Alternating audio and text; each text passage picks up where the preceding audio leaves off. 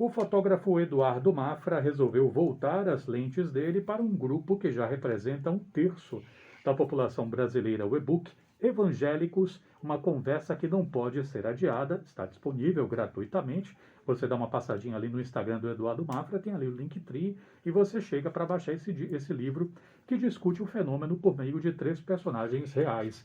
Eu converso agora com o próprio Eduardo Mafra, que está aqui no estúdio, ao vivaço. Muito obrigado pela vinda, Eduardo. Tudo bem? Boa tarde. Boa tarde, tudo bem? Muitíssimo obrigado pelo convite, Renato. É um prazer estar aqui. Prazer é todo nosso. Se eu te perguntar por que dedicar um livro a esse assunto, você vai me dizer, Renato, a resposta já está lá no subtítulo, uma conversa que não pode ser adiada. Mas por que então essa conversa era tão urgente? Então, primeiramente, né, um dos motivos que me motivou a escrever o livro é por ter notado, primeiro, né, eu já estava notando que o tema estava bastante em voga. E aí, por conta do meu ofício mesmo, como fotógrafo, me veio a ideia de pesquisar, poxa, será que nós temos trabalhos documentais nessa área? Porque, por exemplo, trabalhos relacionados a outras religiões, como, por exemplo, as religiões de matriz africana, já contam com uma documentação bem rica, que é uma coisa ótima. A religião católica, obviamente, também, né, por ter sido até religião oficial durante o Império, né, por muito tempo. Inclusive, eu até já fiz um trabalho relacionado a uma festa específica católica. Então, me surgiu essa ideia, né, de, poxa, será que tem um trabalho nessa área? Nas buscas, eu não encontrei. Pode ser até que tenha um precedente, mas, pelo menos do que eu busquei, eu acabei não encontrando. E justamente, né, por eles não só estarem crescendo numericamente, mas também os evangélicos estão ocupando espaços, né, espaços de fala, espaços de tomada de decisões das esferas de poder pública. Então, eu acho que, por conta disso, a ausência de debate, sobretudo quando a gente pensa de um ponto de vista por exemplo, esquerda, um viés mais progressista, eu acho que não se dialoga tanto, enquanto, por exemplo, grupos ligados ao atual presidente abraçaram esse público e buscaram conversar com esse público. E quando a gente pensa do ponto de vista que são mais de 30%, 31%, né, segundo pesquisa Datafolha, recente, 2020, não tem como a gente abrir mão e não conversar com essas pessoas, independente de preferências pessoais ou não. Mas se a gente exime um terço da população do debate, não tem como dar certo. É o que eu penso. Quando a gente olha a capa do seu livro, a- acho que assim, rola um estranhamento, eu imagino, que algumas pessoas vão ter. Quem já tiver procurado aí pelo Mafra, pela capa do livro, né, Evangélicos, uma conversa que não pode ser adiada, já vai ter um estranhamento. Uma foto em preto e branco, bem closada, né, digamos assim, um pouco, um pouco acima do busto, mas um pouco abaixo do queixo, o que a gente vê é um evangélico, está com o seu crucifixo, o seu pescoço está tatuado e a pessoa está usando um piercing, que me parece que aquele ali é o baixista Yuri Oliver. Se a gente pensar o contrário daquilo que a gente, na sabedoria popular, diz, né? Não julgar o livro pela capa. Se fosse o contrário, o que é que essa capa estaria dizendo sobre o livro e sobre as representações que você está trabalhando nele? Não, primeiro, a escolha da foto para a capa é justamente mostrar que muitas vezes a imagem que se tem do evangélico é uma imagem que sim representa uma parte da realidade, mas a gente não pode perder o ponto de vista de que se trata de uma parte da realidade e que muitas vezes que a gente volta com o aspecto histórico do Brasil, né? A imagem do evangélico tradicional, como é, né? A pessoa engravatada, né? A moça com a saia longa, né? Todos muito bem vestidos de uma maneira muito séria. Isso tem a ver com a tradição das igrejas pentecostais e as igrejas protestantes históricas, né? Só que o, o próprio desenrolar mesmo já criaram novas vertentes, né? Porque são 4 linhas principais, né? São os protestantes tradicionais, como eu falei, os pentecostais. Só que nós temos as renovadas, avivadas, que são as tradicionais que trouxeram um culto mais animado, com canto e com uma certa maior flexibilização dos códigos, né? Os códigos de conduta mesmo dos fiéis, eles não precisam ter uma separação tão estrita do que eles consideram de O secular, do né? secular, O que é o do... mundo? Isso, exatamente, né? E os neopentecostais, como é o caso do Yuri Oliver, que faz parte de uma igreja neopentecostal, que justamente isso, né? Eu notei pelo trabalho lá com ele, que a igreja faz um esforço para se aproximar do público jovem, né? A música é bem muito animada, a música é bem dançante, bem animada, é uma coisa que você não imaginaria, né? A linguagem em si, por exemplo, até no telão eles já traziam coisas assim, tipo, acesse nosso QR Code para mais informações, para pedir uma bênção, olha só que coisa, né? QR Code para pedir uma bênção, né? Então, eu quis colocar Yuri na capa justamente para mostrar essa nova face que também existe, né? Que não é o todo também, mas para justamente ser um chamariz, né? Propósito de uma capa, né? Chamar a atenção um pouquinho. Eduardo Mafra, fotógrafo, está falando com a gente um pouquinho sobre o e-book Evangélicos, uma conversa que não pode ser adiada.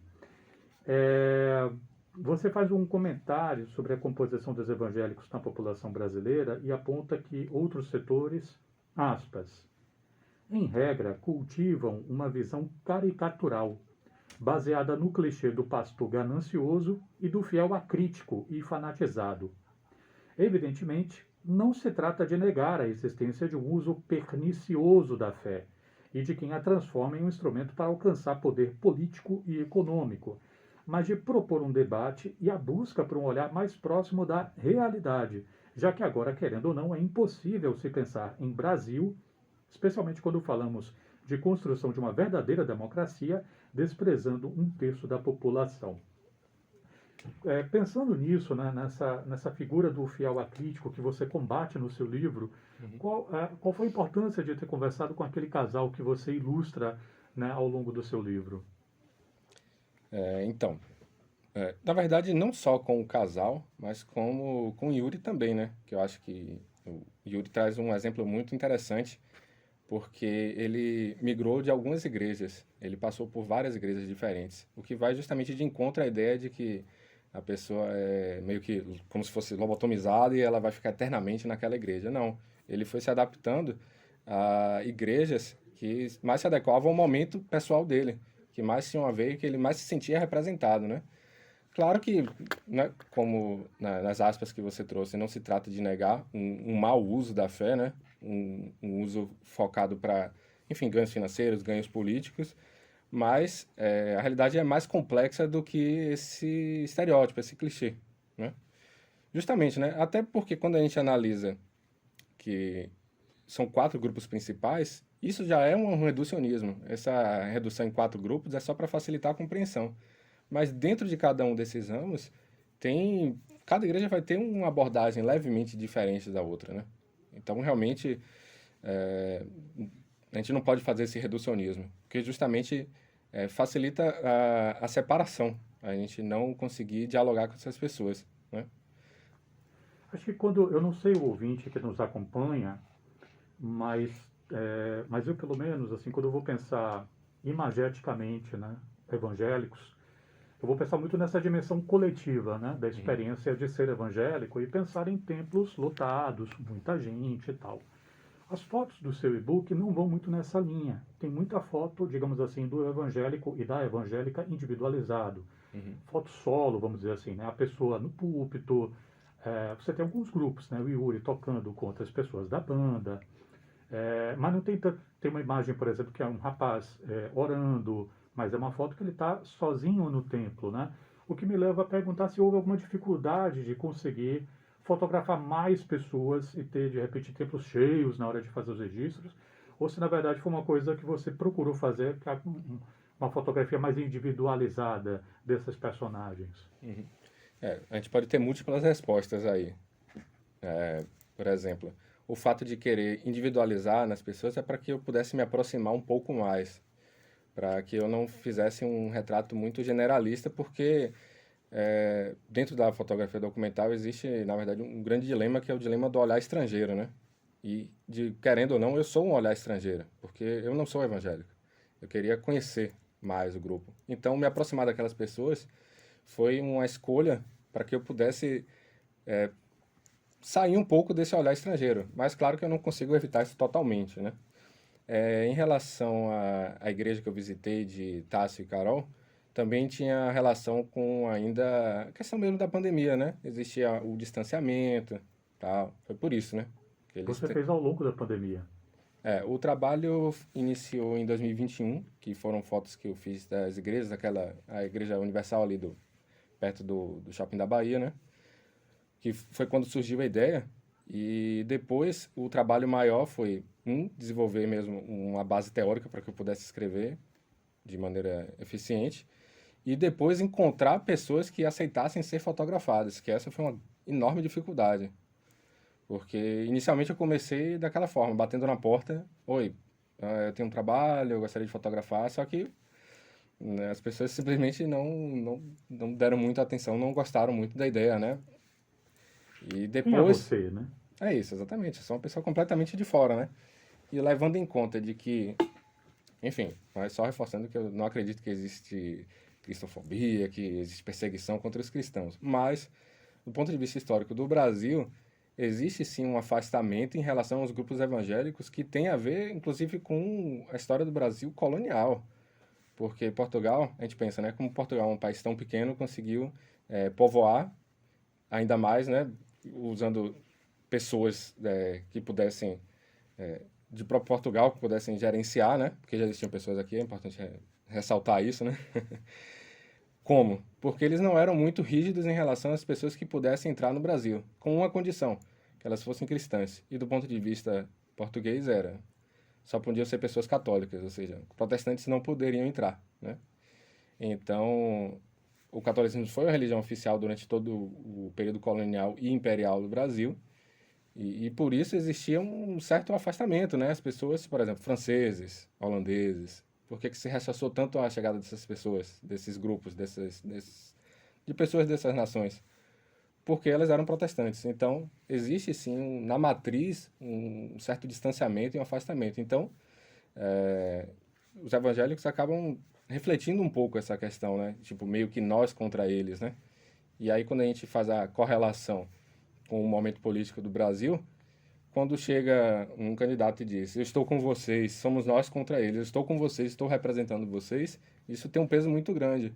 Mas, voltando mais uma vez pelo fato de ser um terço da população, não tem como ignorar isso. A gente não pode dizer, então fique aí. Não. Eu tenho uma convicção de que o diálogo é urgente e por isso que não pode ser adiado. Eu soube que né, esse trabalho nasceu como um e-book e você fez uma campanha de financiamento, você imprimiu alguns exemplares que estão sendo destinados às pessoas que participaram da tua campanha. Eu sei que você tem em mente o interesse de fazer um lançamento com um diálogo, né, com uma pessoa evangélica que me parece que vai ser o João Zeferino, não é isso? Exatamente. Que é o pastor da Igreja Batista Nazaré.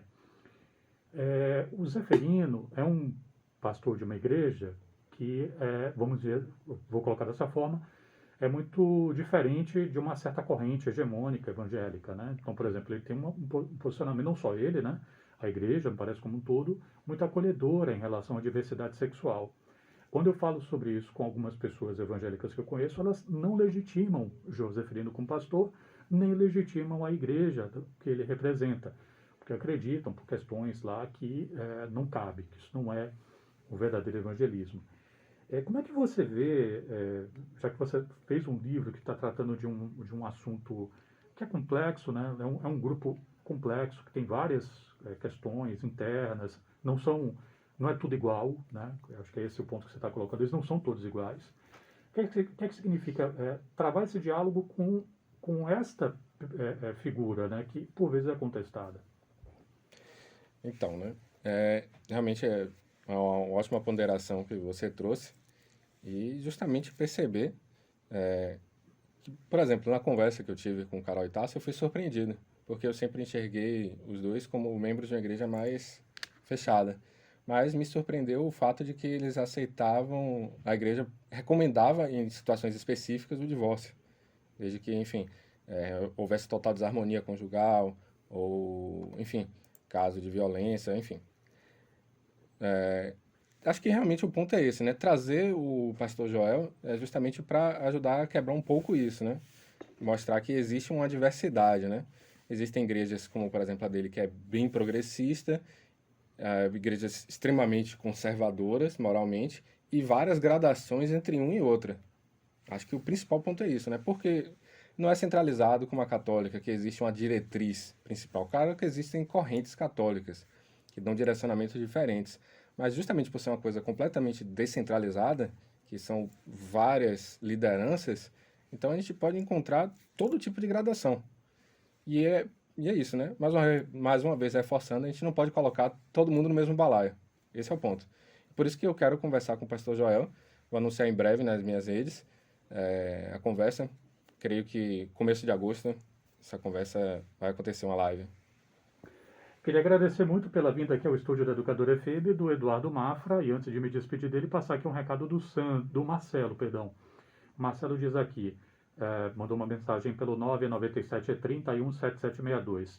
Quando cheguei a Salvador, faz 22 anos, me chamou a atenção que os protestantes ou evangélicos tinham uma atitude de querer converter o outro. Agora melhorou. Conheço grupos batistas muito legais, éticos, afetuosos. Alguns agora, eu acho que você quer dizer, radicalizaram, né? Pro lado do Bolsonaro, diz aqui o Marcelo. Perdão? O que é que você acha? Não, justamente, né? Creio que algumas igrejas se modernizaram, entre aspas, né?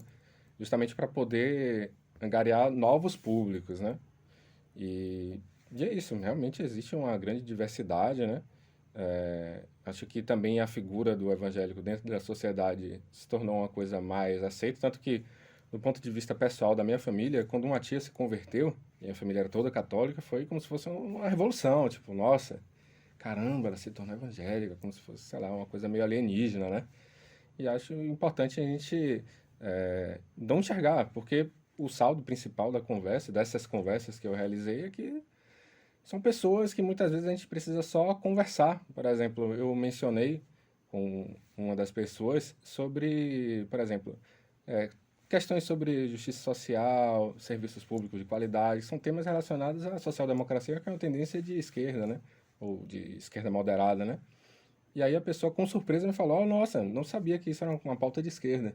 Porque muitas vezes acho que se colou uma imagem que não condiz à realidade. E por isso que a gente tem que justamente conversar e estimular esse debate.